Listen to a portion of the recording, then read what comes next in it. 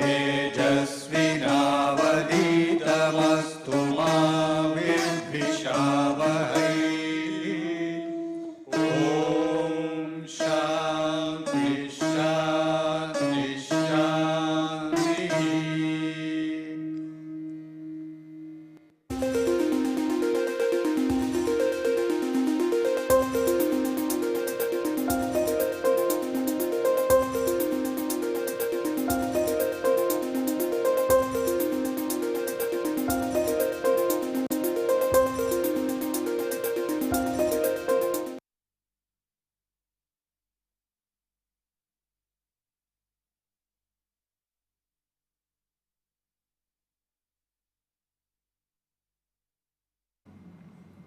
Welcome back to Prestressed Concrete Structures. This is the third lecture of the first module on Introduction, Prestressing Systems and Material Properties. In this lecture, first we shall study about some definitions in prestressing systems and devices, and then we shall move on to the pre-tensioning systems and devices. We shall study about what are the equipments that are used in these pre-tensioning systems, such as the jacks, the stress bench, etc. After the introduction, we shall study about the stages in the pre-tensioning process. We shall look into the advantages and disadvantages of pre-tensioning, and then we shall look into the devices such as jacks, anchoring devices, harping devices, and finally we shall see some photographs of the devices used in the manufacturing of railway sleepers.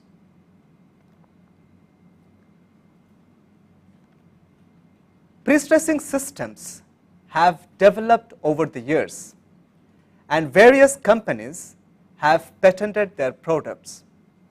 Detailed information of the systems are given in the product catalogs and company brochures. Thus, in actual field, the prestressing systems and devices that are available, they are patented by some manufacturer.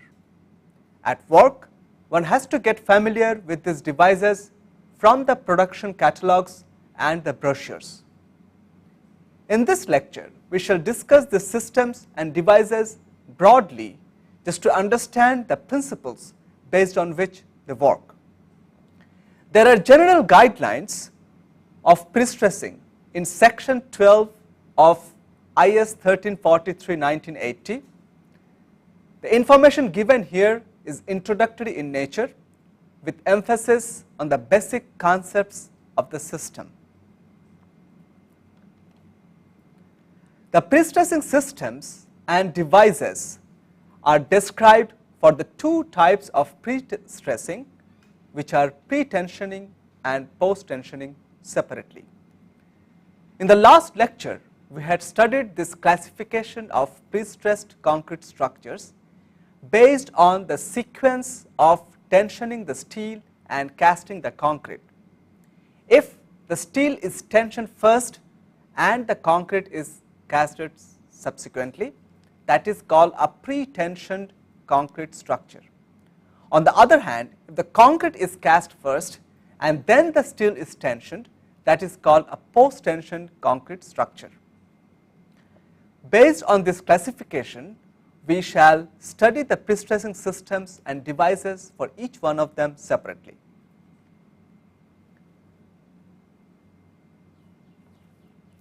In pre-tensioning, the tension is applied to the tendons before casting of the concrete. The stages of pre-tensioning are described next. In pre-tensioning system, the high strength steel tendons are pulled between two end abutments, also called bulkheads, prior to the casting of the concrete. The abutments are fixed at the ends of a prestressing bed. Once the casted concrete attains the desired strength for the transfer of prestress, the tendons are cut loose from the abutments. Thus, first the tendons are anchored at the bulkheads which are provided at the ends of the pre-stressing bed, and then the concrete is cast.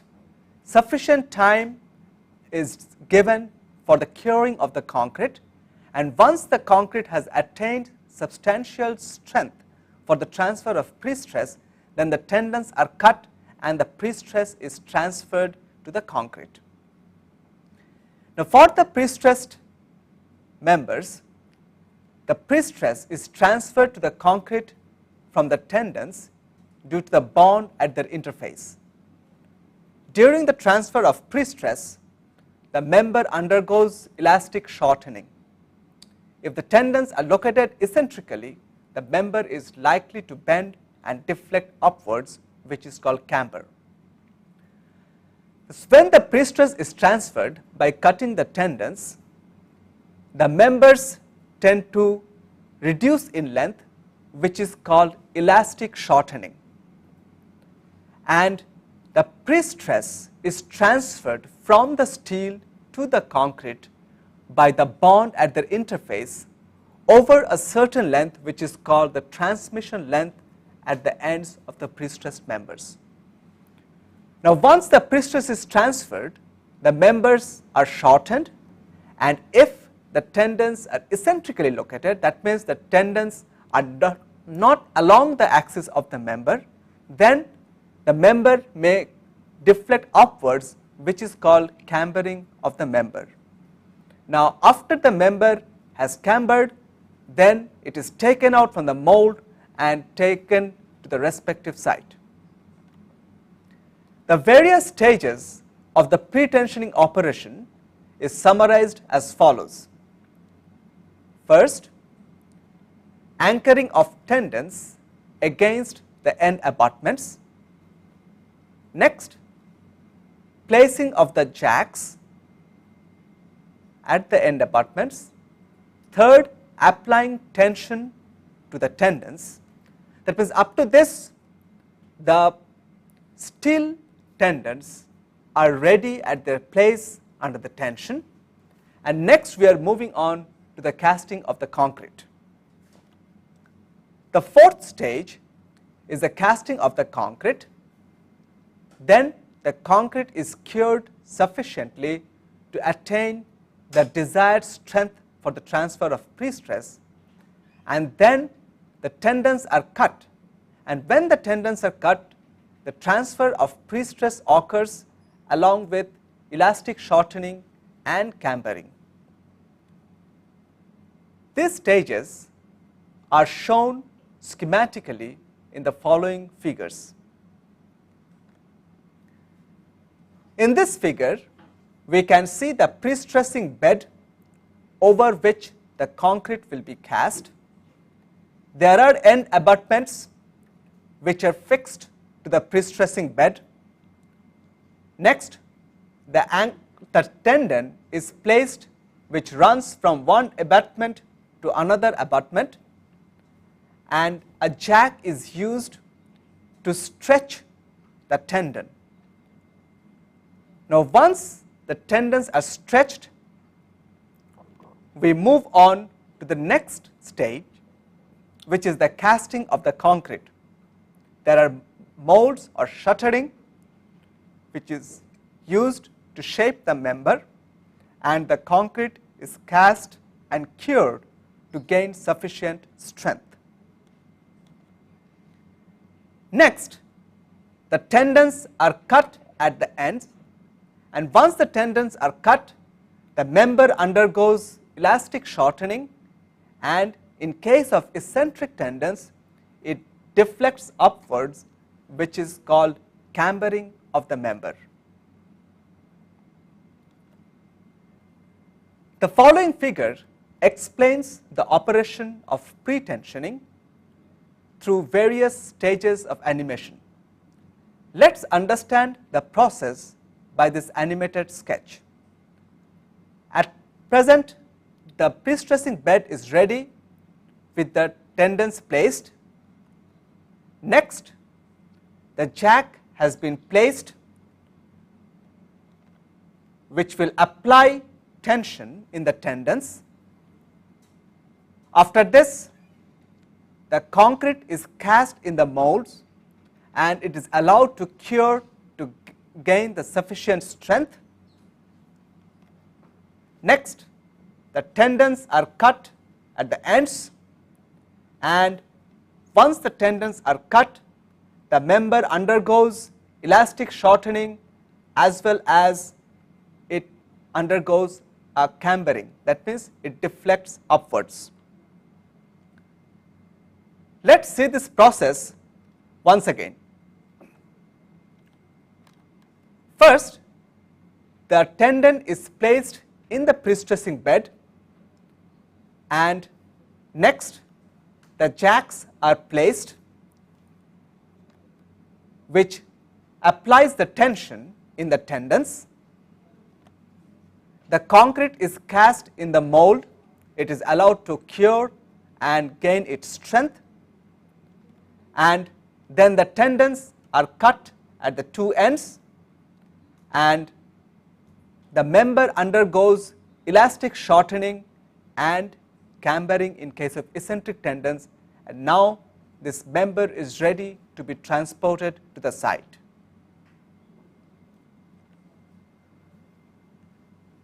Next, let us discuss the advantages of pre-tensioning as compared to post-tensioning.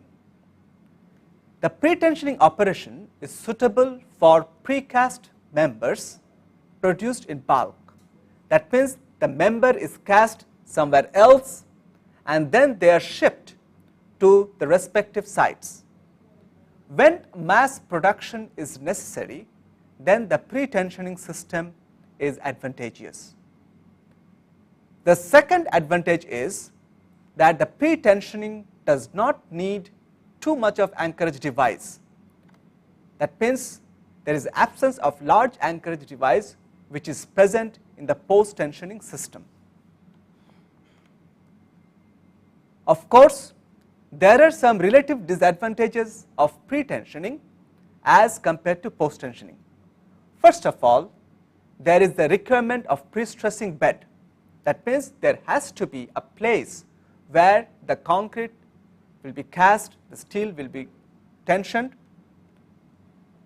Next, there is a waiting period in the prestressing bed before concrete attains sufficient strength.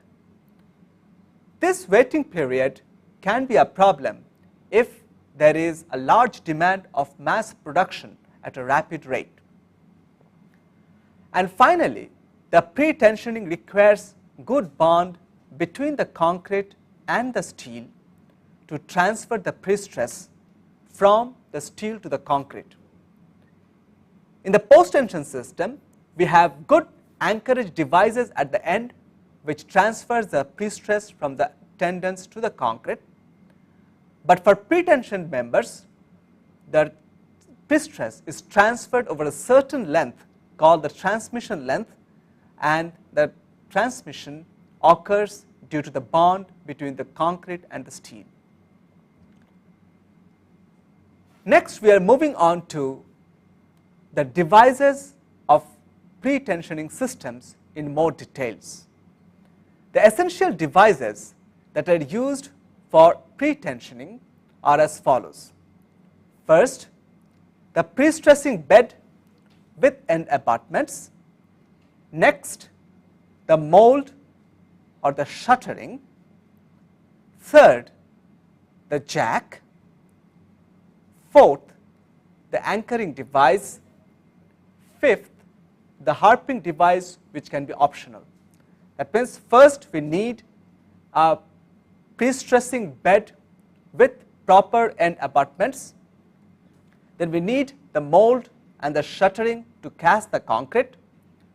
We need a jack to apply the tension to the tendons. We need some anchorage device to hold the tendons at the end abutments. And finally, we may need a harping device which gives an eccentricity to the tendon. An extension of the prestressing system is the Hoyer system. This system is generally used for mass production. The end abutments are kept sufficient distance apart and several members are cast in a single line. Shuttering is provided at the sides and between the members. This system is also called the long line method. Instead of producing individual members at a time, the Hoyer system or the long line system can produce several members at a time. The end abutments are sufficiently spaced apart and several members can be cast at a time. In this way, we can increase the production of the pretensioned members. This sketch shows the Hoyer system, where you can see that the end abutments are quite widely spaced in the prestressing bed. The steel tendon is quite long, and then there are separate molds for the separate members, and once this concrete is cast, the tendons are cut and the members are ready for shipment. In this photograph, you can see the production of pre-tensioned electric poles.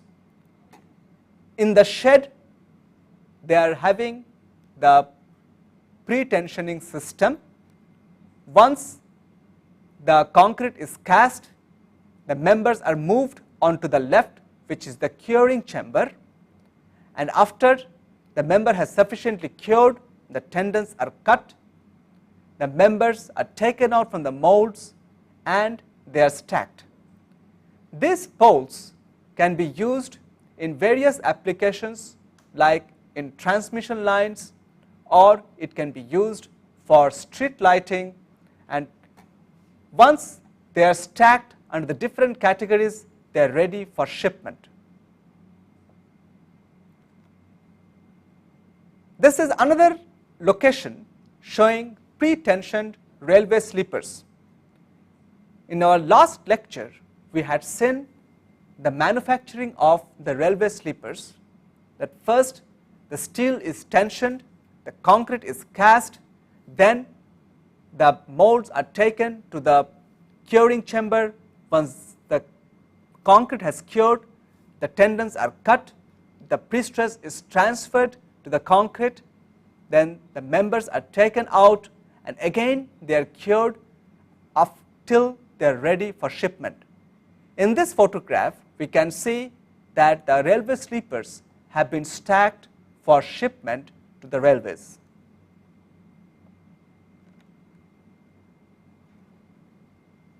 Now, in pretensioning systems, the abutments should be sufficiently stiff and should have good foundations. This is usually an expensive proposition, particularly when large prestressing forces are required. As we have seen that the prestressing bed needs two end abutments, which has to be very stiff and anchored down, but this can be quite an expensive system if the prestressing forces are very high and we need very rapid production. It is possible to avoid transmitting the heavy loads to foundations by adopting self-equilibrating systems. Typically, in a laboratory testing, this is done by means of a tension frame. That means without having abutments which are strongly fixed to the prestressing bed, we can have a system which is similar to what is observed in laboratories of testing specimens. This system is called the self-equilibrating system, and let us first understand the principle of a self-equilibrating system through the example of a test frame that is used in a laboratory. In this sketch, on the left hand side, we can see a test frame which can be located either horizontally or vertically. Now, the test frame has two reaction beams which are held together by high tension steel rods. A jack is placed against one beam and it can apply a force to a test specimen. Now, this system is a self-equilibrating system in the sense that we are not transferring the force to the foundation. The compression that is applied by the jack generates tension in the tension rods, and each part is shown with the respective forces, and this system is under self-equilibrium.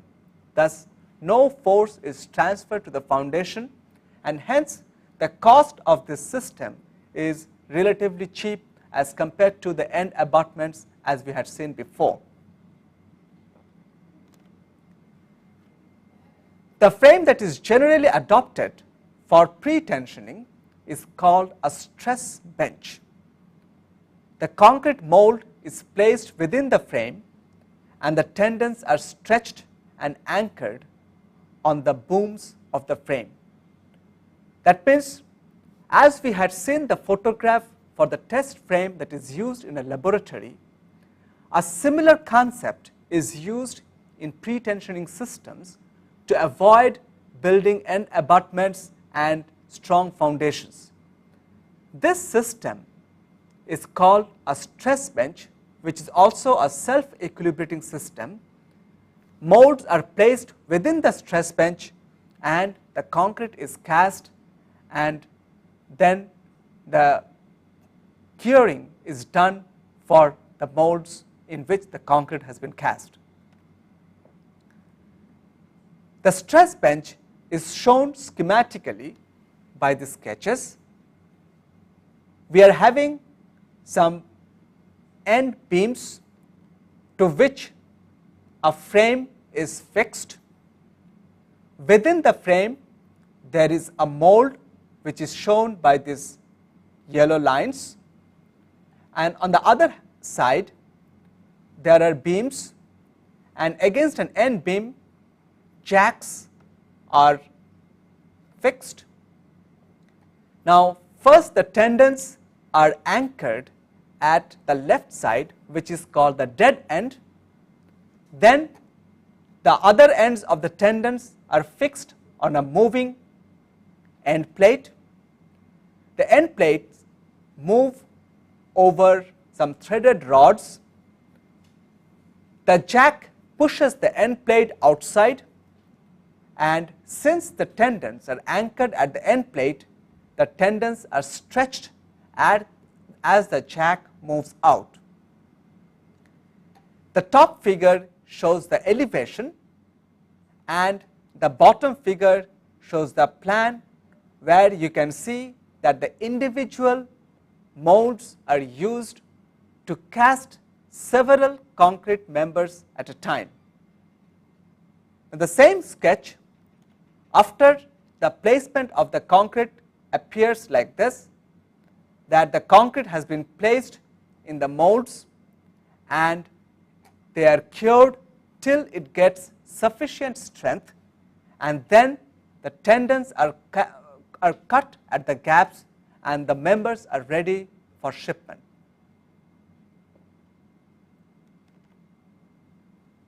Next, we are moving on to the very important part of the pre-tensioning system are the jacks. The jacks are used to apply tension to the tendons. Hydraulic jacks are commonly used. These jacks work on oil pressure generated by a pump. The principle behind the design of jacks is Pascal's law. This figure shows some jacks. Some of the jacks can be single acting, where the piston can move only in one direction while applying the force, and again it has to be retracted back before it can be used to apply force again. The other type of hydraulic jacks are the double acting jacks, where the piston can apply both a pushing force as well as a pulling force, and in that types of jack we have two ports for the oil to move. There is one port for the oil to enter while the piston moves in one direction, and there is another port for the oil to enter when the piston moves in the other direction. Whether a single acting jack or double acting jack is selected, that depends upon the situation. The next important device is the anchoring device. The anchoring devices are often made on the wedge and friction principle. In pre-tension members, the tendons are to be held in tension during the casting and hardening of concrete. Here, simple and chip quick release grips are generally adopted. As compared to post-tensioning, the anchorage device for pre-tensioning is simple. It functions based on the principle of the wedge. The tendons are fixed at the dead end, and they are also fixed at the other end, the end plate which moves due to the pushing of the jack. Now, this fixing is done by wedges. A typical example is shown in this photograph, that the wedge sits on the tendons and grips the tendon, and as the tendon is stretched, these wedges hold the tendon in its place. This is another photograph which shows a more complicated anchorage device. This is called the chuck assembly. The strand is held at place by wedges, which is pushed by a spring, and the whole thing is placed inside a body. Now, this type of chuck assembly can be used to anchor the tendons at the dead end or at the stretching end. The next important device is the harping device. The harping device means that the tendons will be pushed down from its axis in order to provide some eccentricity to the profile of the tendons. The tendons are frequently bent, except in cases of slabs on grade, poles or piles. The tendons are bent in between the supports with a shallow sag as shown below. In the conventional system without any eccentricity, the tendon runs straight in between the two abutments. But when we need an eccentricity, for example in beams, then the profile of the tendon is altered by a harping device. This device pushes down the tendon and thus gives a bent profile to the tendon. This bent profile is used to counteract the moment that comes later during the service life of the beam. Now, the harping is done by a harping device which also acts on a jack principle, and it pushes down the tendon at the suitable points. Once the concrete is cast, you can see that the tendon will have a curved profile which will be beneficial to provide an upward moment which will counteract the moment that comes during its service life. The harping devices are also patented devices.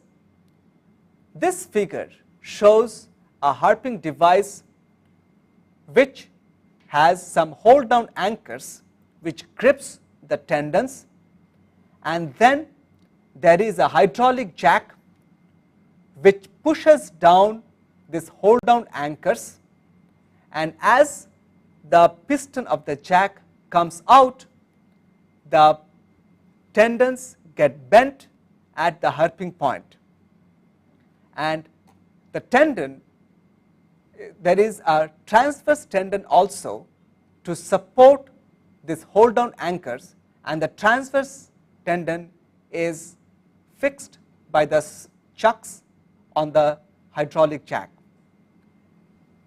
These tendons are herped using a special hold on device as shown in this figure. Next, we shall understand the prestressing systems and devices as used in the manufacturing of the railway sleepers. In our last lecture, we had studied about the manufacturing of railway sleepers, but we had said that in order to expedite the process, a travelling stress bench is used. This photograph shows the stress bench.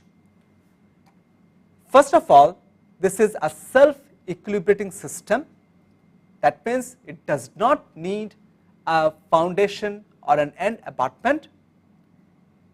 There are 4 sleepers can be cast at a time in this self-straining frame. The mold is placed within the self-straining frame. There are some separators which separate the 4 sleepers. You can see that the tendons are now fixed to the stress bench.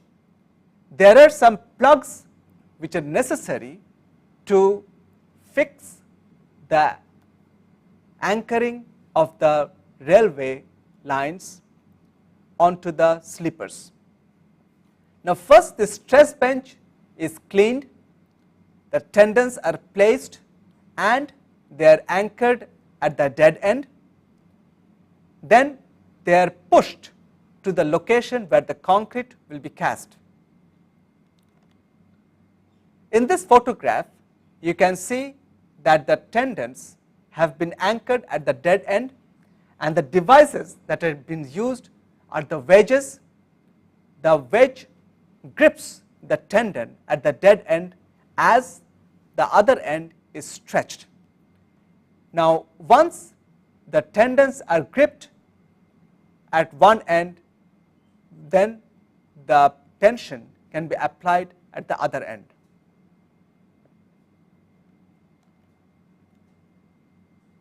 This is the photograph of the other end, where we can see that a jack has been placed. This jack gets the reaction from the self-equilibrium frame itself. This does not need an end abutment as is necessary if we just use a prestressing bed. Now, this jack is a double acting jack. There are 2 ports, one for each direction of the flow of the oil. The tendons are anchored in an end plate which can move over the threaded rods. The threaded rods act as guides for the moving of the end plate, and you can see that there are 2 jacks at the 2 ends, so that the end plate can move parallel to itself as the pistons of the 2 jacks are pushed out. Usually the 2 jacks will be controlled by the same hydraulic equipment, so that the movement of the pistons are same for both the jacks. The movement of the pistons is also monitored by a scale at the top which measures the extension of the tendons as the jacking process is undertaken. Now, once the jack is pumped and the pistons move out, then the distance between the end plate and the mold gets increased. compare this figure with the previous figure, here the initial gap was small, and then as the pistons of the jack are moving out, the gap gets increased. Here you can see that this is the extension of the ram, and the end plate has moved out. Along with it, it has stretched the tendons, and thus the pre-stressing has been transferred to the tendons. Now once this is stretched, then the concrete can be cast. Once the concrete is compacted, the stress bench is taken to the curing chamber, where it will be cured to gain the sufficient strength, and once it has gained the sufficient strength, the tendons will be cut and each individual railway sleeper will be taken out from the mold. By this, the manufacturing process of the sleeper is much faster than a conventional process by which only one member can be produced. In today's lecture, we learned about the pre-stressing systems and devices. As we first came to know that the pre-stressing systems and devices are mostly patented by the manufacturers. These devices can be quite different from the different applications. A railway sleepers can have a different type of setup, and electric ports can have another type of setup, and each device are more described in the respective brochures and catalogs. Now at work, one has to get familiar with the systems and devices from the brochures. In this lecture, we have discussed the systems and devices based on the basic principle on which they function. First, we discussed about the pre-tensioned members. The difference between a pre-tension member and a post-tension member is the sequence of the casting of the concrete and the tensioning of the steel. In a pre-tension member, the steel is tensioned first, and then the concrete is cast and cured, after which the tendons are cut to transfer the pre-stress. Whereas in a post-tension member, first the concrete is cast and then the steel is stretched, and the transfer of pre-stress occurs by the anchorage device at the end of the members. In today's lecture, we focused mostly on the pre-tension systems. First, we learned about the stages of pre-tensioning, that for a pre-tensioned concrete, first we need a pre-stressing bed with end abutments. Then the steel tendons are fixed at one end and they are fixed to the other end, which is the stretching end. Jacks are placed. Now when the piston of the jack moves out, the tendons are stretched, and once the tendons are stretched, the concrete is ready for casting. Once the concrete is cast, it is compacted and cured to gain the sufficient strength, and after the curing of the concrete, the tendons are cut and the pre-stress is transferred to the concrete. Now when the pre-stress is transferred, the member undergoes an elastic shortening, and if the tendon has a curved profile or a bent profile, then it will undergo a upward deflection, which is called camber. Now for each stage of the pre-tensioning process, there has to be appropriate control so that the tension applied is proper.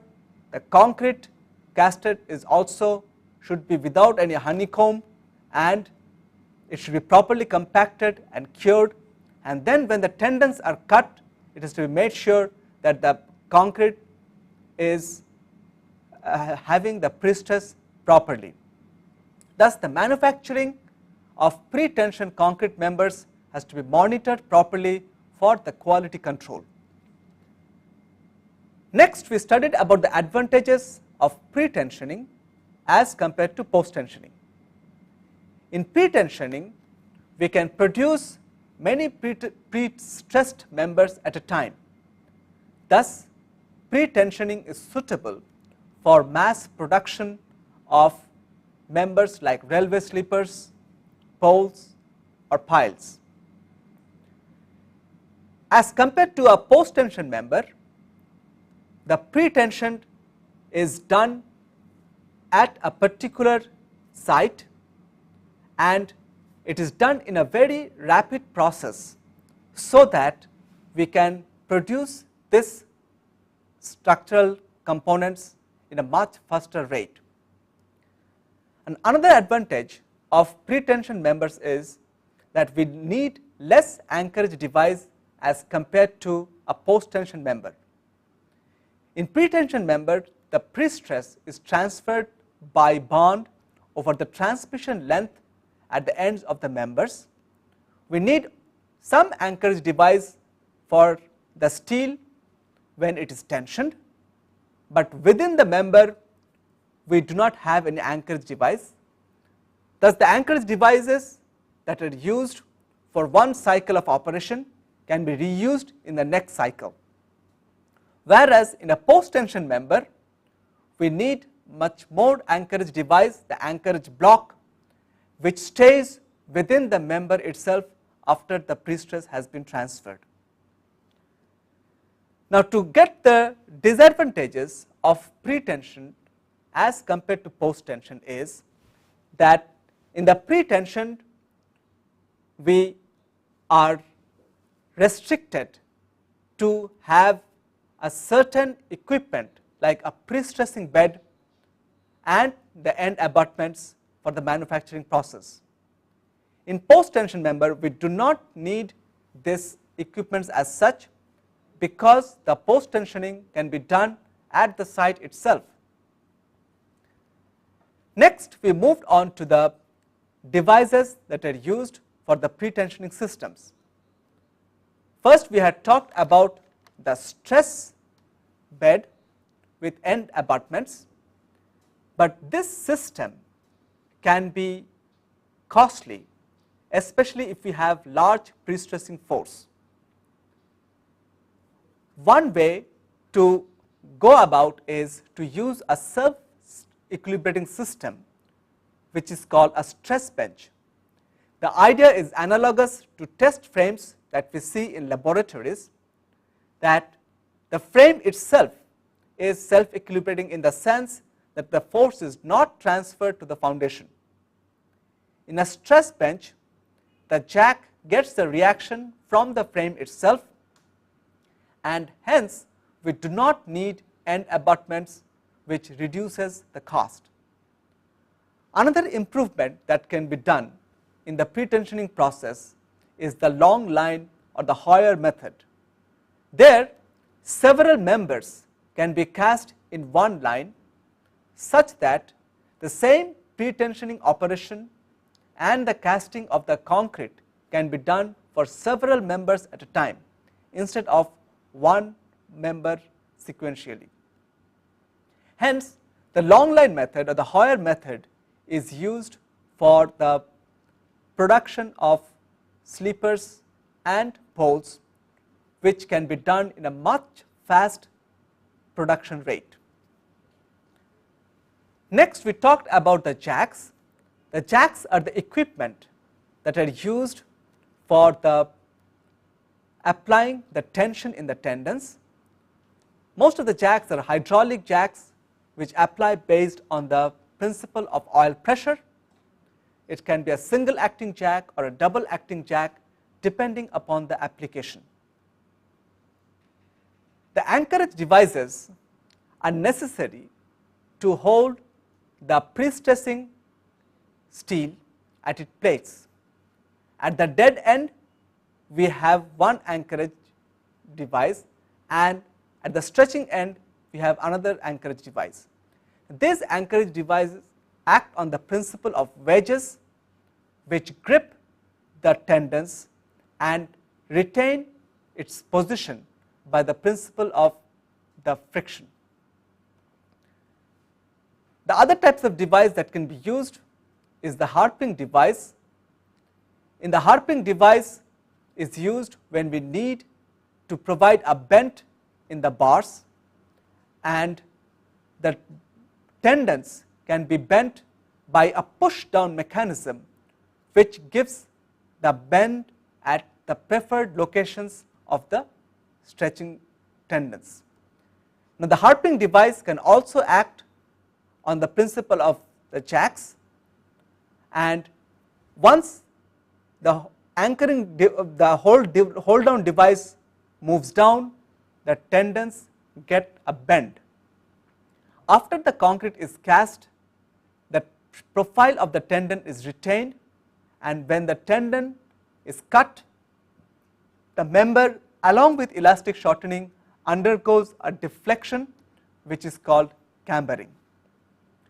We had also seen the manufacturing of railway sleepers, and to repeat it once again, let us see the manufacturing of railway sleepers, which is based on the long line method using a self-equilibrating system. In this photograph, we are seeing the stress bench, which is a self-equilibrating system in the sense that it does not need any foundation. It is a travelling stress bench, that means it is placed on wheels which can move over tracks, so that the stress bench can be taken anywhere in the shop. Within the frame there is a mold for casting the concrete. Now, 4 railway sleepers will be cast in one line, and the sleepers are separated by some separator plates. There are plugs which are subsequently used to fix the railway lines onto the sleepers. For the railway sleepers, the 3-wire prestressing strand has been used as the prestressing strands. Now, once the strands are fixed in place, they are moved on to the casting yard, and in this photograph you can see that the anchorage device at the dead end, the anchorage device consists of the chucks, or it can be the simple wedge device, and once the anchorage is fixed at one end, and the other end the jacks are placed and the tendons are stretched. In this photograph we can see the stretching end, where a double acting hydraulic jack has been placed on 2 sides. This is one jack, and on the other side there is another jack, and each of the jack is a double acting jack which is controlled by a single unit, so that the pistons of both the jacks can move together. Now, the tendons are fixed at an end plate whose movement is monitored by a scale, and also the how much pressure is being applied by the jacks, that is also monitored by a pressure gauge. The end plate moves over a guide of threaded rods, and as the end plate moves out, the tendons are stretched and the pre-stress is applied to the tendons. Now you can see that the end plate has moved and the gap has increased, thus the tension has been transferred to the prestressing strands. Once the prestress is applied to the tendons, then the stress bench is ready for the casting of the concrete. In this photograph, you can see that the ingredients of concrete are stacked. On the left, we can see the fine aggregate, which is the sand. On the right, we see the coarse aggregate, which is the gravels. These materials are collected and batched in a plant, and you can see that the batching of the material is being done, and it can be done by an automatic batching system by weight. And to this, the cement, water and any admixture, they are added, and the concrete is mixed in a mixer. Once the concrete is mixed, then it is poured onto the mold by a hopper. By this time, the two processes of the stretching of the tendons and the mixing of the concrete, they go simultaneously. Now the stress bench is brought beneath the hopper, and then the concrete is poured in the mold. Here you can see that the concrete is being poured into the mold within the stress bench from the hopper, which is below the concrete mixer. Now once the concrete is poured, the mold is vibrated. This vibration can be done externally, or there can be internal needle vibrators till the concrete is completely compacted and there are no voids, because for prestressed concrete, the concrete has to be of very good quality to sustain the prestress, and hence the compaction of concrete has to be done extremely carefully. Now after the concrete is compacted, the top of the concrete is finished by a trowel, and then the member is ready for curing. The mold is taken to a steam curing chamber for controlled curing, and here you can see that the mold has been placed within the steam chamber for a controlled and accelerated curing. Within 24 hours, the concrete gains sufficient strength to that prestress to be transferred. And once the concrete has gained the strength, the mold is taken out and the tendons are cut. That means from each stress bench we can get 4 railway sleepers, because there are 4 molds inside for the casting. Now once these tendons are cut, each individual railway sleeper can be taken out from the mold. In this photograph, we can see that the railway sleeper, which has now been taken out from the mold, the prestress have been transferred, and these are now ready for stacking and further curing.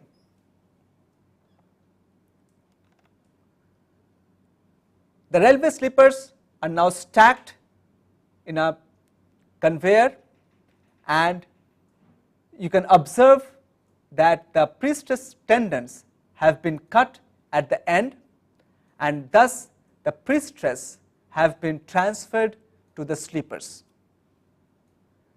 Now once these are demolded, they are taken for water curing. Again, to repeat, that the curing of the specimens has to be done in a controlled manner, so that the concrete is of good quality and it attains the desired design strength. In a water tank, they can be cured for the sufficient period that is required to gain the design strength.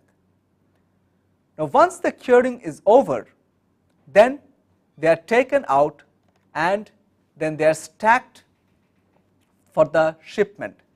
In this photograph, you can see that the sleepers have been taken out, they have been stacked near the curing place, and from this the crane is picking up the sleepers, placing on the railway wagons, and they are being shipped for dispatching to the railways. A pre-stressed sleeper has a much extended life as compared to the conventional wooden sleepers. To summarize, in today's lecture, we had studied in details the pre-stressing systems and devices for the pre-tensioned concrete.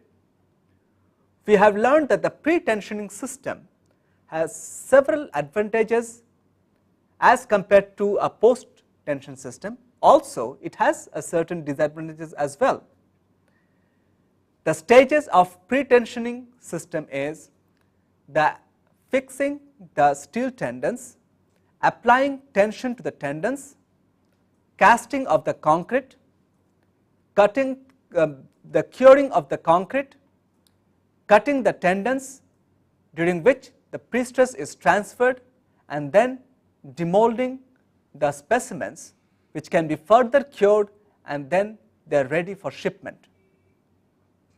The devices that are used are a prestressing bed with end abutments, but this is of course a more difficult setup if the prestressing force is large. In that case, we can go for a self-equilibrating stress bench. Even to expedite the process, it can be a traveling stress bench. That means it can move on rollers, and many members can be cast in one line, which is called the long line system or the Hoyer system. The other devices that is required is the jacks. It is the hydraulic jacks which are mostly used for applying the tension on the tendons, and whether it can be a single acting or double acting depends upon the situation. We also need anchorage devices to grip the tendons at the ends. The anchorage devices for a pre-tension system is simple as compared to the post-tension system, and they consist of wedges or chuck assemblies. They can be reused for the next set of the casted members. We can also have harping devices which gives a bent profile to the tendons, and once the tendons are cut, the members tend to have an elastic shortening and a deflection upwards. We also saw the detailed manufacturing process of railway sleepers, and from this we have got an overview of the pre-tensioning process. In our next lecture, we shall discuss about the systems and devices that are used for post-tension members, and then you will be able to appreciate the difference between the pre-tensioning and post-tensioning. Thank you.